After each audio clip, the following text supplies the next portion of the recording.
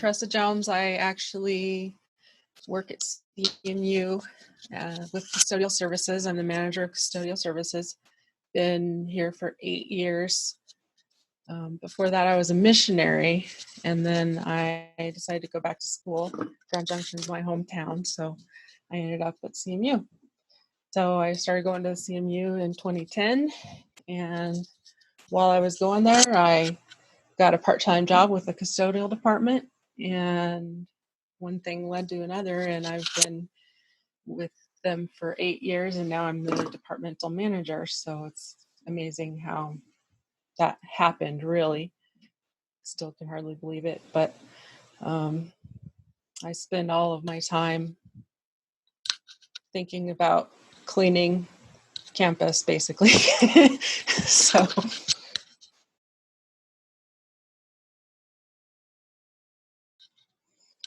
in the big scheme of things, it hasn't affected us very much, to be totally honest with you, because we've always, for years, we've been cleaning to disinfect, cleaning for health and safety first, and then cleaning for appearances second.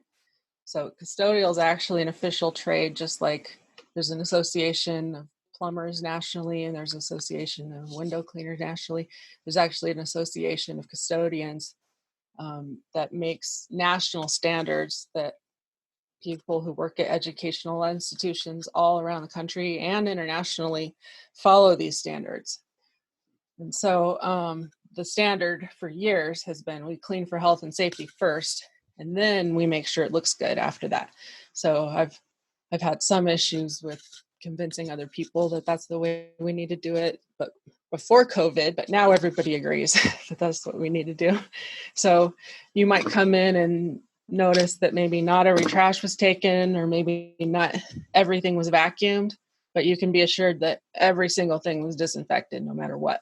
So yeah, so as far as how COVID has changed us, we've just upped our disinfection rounds, I would say, during the day, so that areas that kind of have regular spots that might be being touched a lot or coughed on a lot or whatever, we're hitting those more often than we normally do. So we've probably doubled how many times we disinfect surfaces during the day.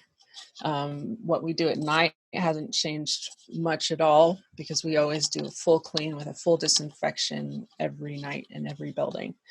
So other things that maybe have changed is we've added a whole bunch of sanitizer stations all around campus. And so that's partly effort on the behalf of custodial services, partly an effort on the carpenters and some of the other tradesmen are adding stations so that no matter where you go, you can get sanitizer readily available.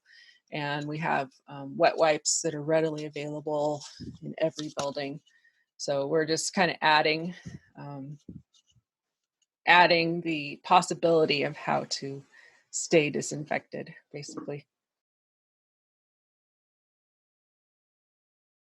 A lot of people are just nervous about, okay, once everybody's back, what's the vibe going to be? How's everybody going to feel? I mean, one of the things we've even noticed just when we look around us and just kind of working with our teams is there's a lot more kind of tension. People are anxious and nervous and maybe more angry than normal.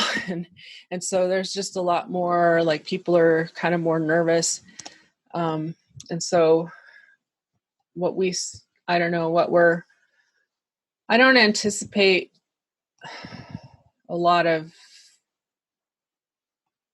big changes, but a lot of people are nervous about what that looks like when everybody's back, what that looks like, and what's the risk going to be of containing if someone was to test positive or whatever. What would the risk? How hard would it be to contain it? So, but the COVID committee is working tirelessly, and our department's working tirelessly to have like plan A, plan B, plan C, plan D, plan E for what we'll do if that happens. We're taking measures to kind of make every classroom socially distanced, do a lot of things like that. Make buildings one entrance and one exit and kind of one-way stairwells and stuff like that. So those are the kind of physical measures that we're taking. They're also putting plexiglass up all around campus, just so a lot of sneeze guards, especially like in the cafeteria and different places. So we're taking a lot of measures where we're physically creating barriers between people, or physically creating distance between people, just so things should go a little bit smoother when everything's back to normal, if you can say normal. And that's one of the questions I've asked is, so are all these changes permanent? Like from here on out, we have smaller classes that are all the chairs are 6 feet apart forever and ever?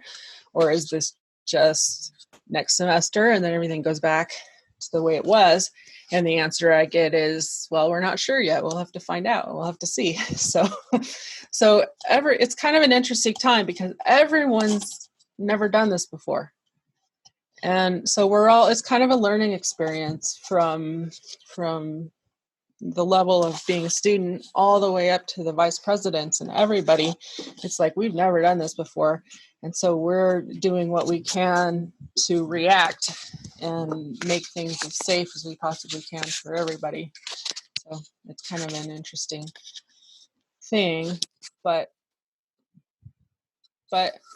yeah, I guess I can say there's always been risks of diseases the whole time. I mean, before coronavirus hit, we had norovirus. Before that, we've always had hepatitis and HIV and all these other viruses that my staff has been diligent to kill every day so that no one else knows about them. So we're still working behind the scenes to make sure that everything's dead, everything, including coronavirus. So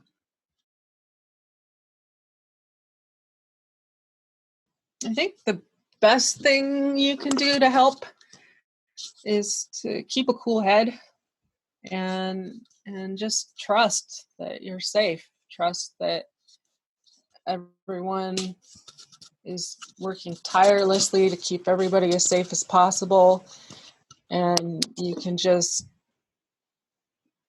be assured that you're safe. We're keeping you as safe as we can. And then, do the stuff that everyone's saying. Wash your hands as often as you can. Maintain social distancing.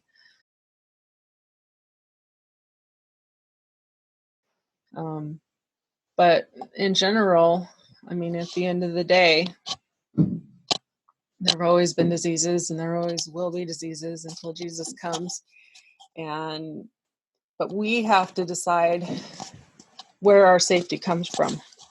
Do I feel safe because I've sanitized my hands 50 times a day, or do I feel safe because I'm in Jesus's hands, So for me, and I think for everybody right now, we've really been grappling with our mortality and am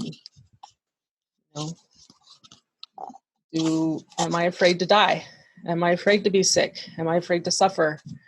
And I think that was something that I dealt with on the mission field, because there were times where my safety was directly threatened, and I really had to think about,